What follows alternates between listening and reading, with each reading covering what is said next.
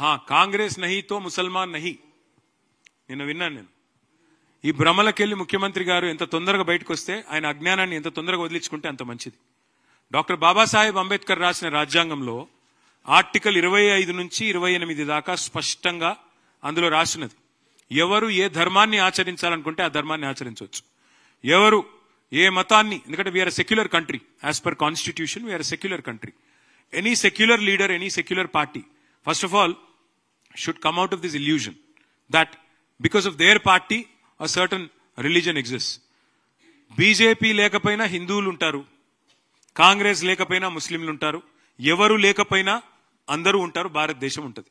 కాబట్టి ఎవరు ఏమనుకున్నా ఒకటి వాస్తవం, ఇవాళ ఇట్లాంటి అడ్డగోలు మాటలు మాట్లాడే ముఖ్యమంత్రికి ఒక మతాన్ని అవమానించినట్టుగా, కాంగ్రెస్ పార్టీ లేకపోతే ముస్లిం లేకపోవడం ఏందండి? అంటే కాంగ్రెస్ పార్టీ పుట్టకముందు ముస్లిం లేరా? కాంగ్రెస్ పార్టీ ఆల్మోస్ట్ చచ్చిపోయింది, మొత్తం చచ్చిపోయినాక కూడా ముస్లింలు ఉండరా? ఏం మాట్లాడుతున్నాడు ఆయన? కనీసం మెడకాయ మీద తలకాయ నోడైతే కూడా మాట్లాడట్లా.